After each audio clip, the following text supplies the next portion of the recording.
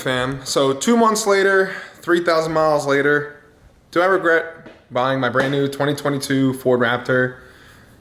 And we got some things to talk about. Wide open. Let the tires up, spinning, finally hooked. So I get so many DMs and questions about the trucks because you guys have seen I went from a regular F-150 on this channel, EcoBoost 3.5. We had a little bit of issues with that, transmission related, 10-speed, left the chat and left us stranded. And then I went to a F-250 6.7 Power Stroke diesel, and you know, I did like that truck a little bit, and now I'm back in a 150 in a brand new 2022 Ford Raptor. So let's jump inside and talk a little bit about it, the pros and the cons. But so far, I'm not gonna lie, I've been loving everything about this truck. So the number one question I get is like, how can you compare this to a regular F-150? How does it feel versus an F-250?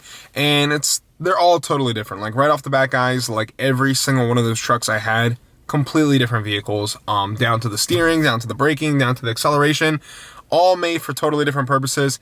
And I will say the Raptor all around is probably one of the best trucks and best vehicles I've ever owned in my entire life. When it comes to seating position, comfort, drivability, easy to park, in and out. It's kind of crazy because everyone was like, when I said the F-250, like I couldn't park it anywhere near me. Where I live, it absolutely sucked. Couldn't fit it anywhere I went, downtown, restaurants, like it was just not like a friendly vehicle, but I did need the truck for towing, but which the new Raptor seems like it can handle it perfectly fine. So I did have the truck loaded up today with like probably 1,500 pounds worth of stuff in the bed.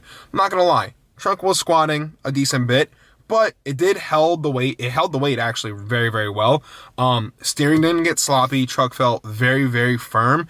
The magnetic ride in this truck is night and day difference versus the 2017 Raptor we had. Any sort of weight we would put in that truck, anything towing wise, truck became super, super sloppy.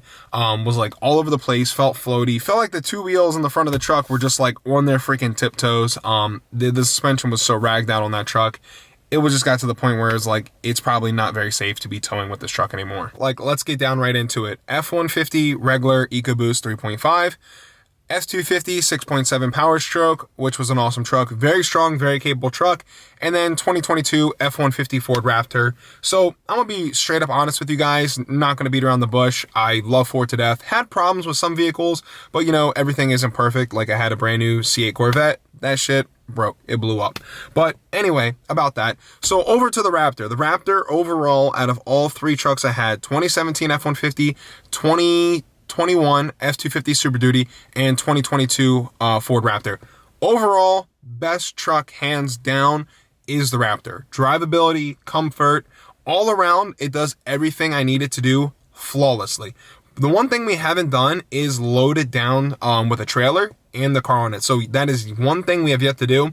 The F-250, it would pull the weight like nothing was behind it. It would move the weight tremendously. Like there was just absolutely no issue with the Super Duty. You could load that thing down with a freaking house behind it and it would pull it like no problem. On the other hand, the F-150, my 2017, did have the max tow package, and when we did load it down, it did feel like the truck was getting bossed around a little bit on certain roads, and it all depended on the trailer, if I had the enclosed or the open deck, so everything did play a big role when it came to towing. One thing that this truck smokes the other two in, the F-250 and the 2017 F-150, is driving in bad weather. Driving in bad weather, rain, snow, whatever. It was a little slushy the other day when we had a little bit of that flurry mix. This truck, having the 5-link suspension, it does not want to kick out on me in the rain, which is something I absolutely freaking love. And I'm still rocking the BFG's all-terrains. They're not the best tires, but I can say these are a lot better in the rain than my Nitto Ridge grapplers. And my dad has the new something grapplers. They're like the new ones. It's like the Recon, I believe they're called. The Recon grapplers, and his truck's a 35 package. I was driving that truck the other day in the rain, and I think it's mainly about the tires, but these tires are pretty good. The other ones, the Nittos, are not the best in the rain. So let's jump inside the truck. We can talk about a little bit of the options that my truck has and ignore the mess. And if you guys haven't checked out the website, go grab yourself some coffee. I've been dropping these off at police stations, fire departments, spreading some love. So yeah, if you guys want to like the coffee, go check them out. I just got all these in from the manufacturer, and those will be getting dropped off more. So you guys see the options I went with, and sorry, it is absolutely murdered out in here. We went 5% on everything because I don't like to be seen when I'm driving. But some things I love about this truck is the freaking blue interior. So this truck is pretty much like a fully loaded truck. The only options this truck is missing is the moonroof, which I could less care for a sunroof, because out of about 4 F-150s we have in the family, between uncles, friends, whatever. 3 out of the 4 had a leaky sunroof, which used to leak. And you see a lot of other guys talk about it on the forums. And they say it's not from the sunroof, they say it's from somewhere else, but I used to literally see, I have videos on my phone of my uncle's truck. It used to drip from down here, from the top, and used to leak all the way down the side and drop off the front A-pillar, I guess this would be called, and straight down onto the carpet. And they would say, oh man, my carpet's all wet, and they couldn't figure out why, because they would think it's coming from a door seal, they think it's coming from here. But no, there's actually tracks that used to run up in the sunroof along the side, and if you're off-roading this truck and you don't really clean it, I mean, it is a truck, those tracks would get super, super dirty and used to fill up. Like if you park near a tree or something, forget about it. You would have to be cleaning them out 24/7. So literally, once every 6 months, I would open up my full sunroof and take a shop vac and have to vacuum all the dirt that used to be like built up all around the edges, everywhere around the sunroof, because the drains were here and there on the other side.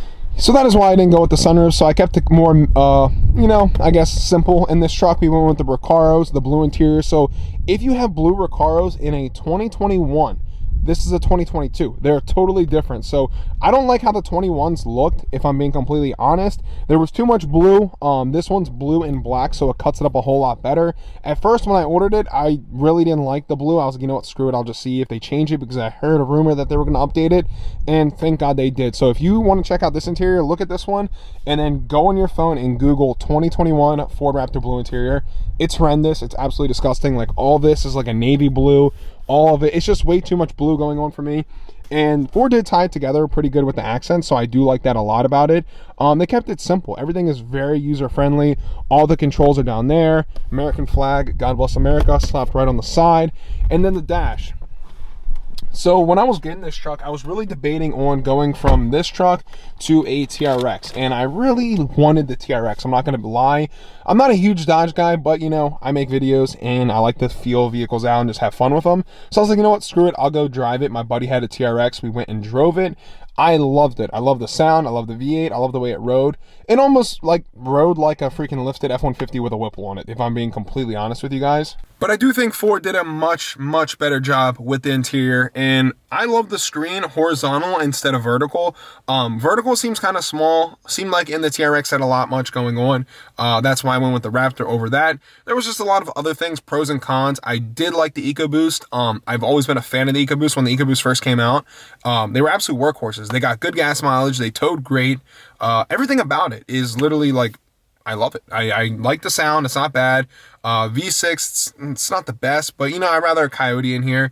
The power, puts the power down. It's quick. It's good on gas. They're reliable trucks, and they hold up pretty good. I mean, I got some buddies that have 200,000 miles on their EcoBoost and haven't done timing chains. They haven't done cam phasers. And then I have some friends that have like 5,000 miles on their F-150 EcoBoost that need timing chain and cam phasers. So I guess it's kind of like the luck of the draw, but this truck's going to be getting its first oil change very soon. 3,000 miles later. Going to run some Ford Motorcraft synthetic in it, whatever they call for in this truck. Usually change it around 5,000-6,000. Nothing crazy. All depends. So like the oil life system in this truck, they always say it ranges on how you drive. And I did notice that in the Super Duty, when I was towing with it a lot in the summer, the oil life plummeted quick. But in the wintertime, it stayed, like when I wasn't towing, it was staying like higher, a lot longer, and I was putting more miles on it. Number one thing I see on the internet is everyone is always ragging this truck about is the power. They say it's slow, they say it's like not enough, and let's be real, how often, if you're using this truck as a full daily driver, how often are you going to be ripping on it? How often are you going to be like taking it, actually racing it, lining it up with other vehicles? This truck has more than enough power when it comes to just daily driving, off-roading. It's not like the truck is slowish. It can't get out of its own way. It does everything well, and that is one thing. Another reason I went with the Raptor over the Ram, because it's like, okay, how often are you going to be ripping on it? If you're ripping on it, it's going to be absolutely eating through gas. And when I drove that TRX for the day and did the video with it, I literally I burned through like $70 worth of gas, which was kind of insane. And then I broke down and did the math on how much it would actually cost me just to drive to work and back every day. And it was looking at like a $25 round trip just every day to work. So just put the Raptor in sport mode. Let's freaking turn off traction control. If it's going to turn it off, let's see. Damn, look at that freaking Hawk right there. Y'all see that shit? All right, advanced track control is off. And let's see how the old little 3.5 EcoBoost does. We got no cars. We'll stop right here. Advanced track. Little power brake action. Wide open. Let the tires up, spinning, finally hooked. And for a truck with 37-inch tall tires, this truck is not slow. Oh, actually, I didn't even notice. There was a traction control light off there. And then I guess that's full traction control and stability off right there. Wow, that's actually pretty cool. That was my first time ever having it in sport mode, I think. And the truck does stiffen up a good bit. Steering definitely feels much stiffer. Suspension does feel a whole lot stiffer. And you guys know, opens up the exhaust. And it shows it all down there on the bottom left. You can see sport exhaust, sport suspension, and sport steering. So overall, this truck's fast enough for me as a daily driver. Can get and move out of its own way, absolutely no problem. I'm gonna say if this truck did have maybe like 60 less horsepower, 70 less, then yeah, it definitely would be an issue. But as the truck sits, I have zero complaints. These 3,000 miles of ownership have been flawless. I freaking love it. There's nothing I want to change. Even the shifting, the tuning, like you guys see this, watch. The downshifting is present. There's no clunking. The drivability is so much better than the old 10 speeds. And that's full throttle now. Like, the truck moves. Like, this is not a slow vehicle by any means for the sheer size of it. And I mean, I have zero complaints. If you guys are in the market for a Raptor, I say send it, buy one. I have zero regrets buying this one. This is so much better than the F250. It's more capable. It's just it's all pretty much preference on what you use your vehicles for, really. Even just driving this one daily, it just rides so much better than the 2017 Raptor. The other one did ride great, but you know, it lacked. It lacked in like steering, it lacked in braking. The whole truck just got super sloppy as time went on. And if you guys don't know, 2017 is the only year, besides the Gen 1, that the truck didn't come with magnetic ride. So this one is like my actual first Raptor with magnetic ride, and it has all the modes to change everything. And the modes really work. Before, like when I was thinking about the modes, I was like, they're probably all BS. They don't really work like they do. I can assure you, they work flawlessly. I should have filmed it, but when I had the boys up and we climbed this freaking massive hill in the Raptor, it was steep as shit. The bumper dug into the grass pretty hard. It was very, very steep, but put in 4 high, locked the disc, and it went up it like no freaking problem. I've never had a truck climb something like that, and it climbed it like with zero effort, and I was truly surprised. And it was wet out, it was raining. That is going to wrap up today's video. Thank you guys so much for watching all the way through. Go check out the link in the description for the coffee. K-Cups have been going out like crazy. Bags of coffee have been going out like crazy. I cannot thank you guys enough for the support. It is that time of the year, coffee season. It is getting freaking cold out. And yeah, you guys are going to enjoy the cup of coffee. Coffee is freaking amazing. I'll tell you guys, it is as fresh as it gets. But go check it out. Go watch up the Zeus videos. We got a new video coming soon. My Uncle John's GT500 versus Apollo. So we're going to be lining them up very, very soon. GT500 versus NA Gen 3. I think it's going to be a very, very good race. I think he's going to pull me on the big end, but we're going to find out very soon. And that is going to wrap up today's video. Thank you guys so much for watching all the way to the end, and road to 100K. We are climbing very, very fast. So thank you guys so much for all the support. Till next time, I will catch y'all in the next one. Peace.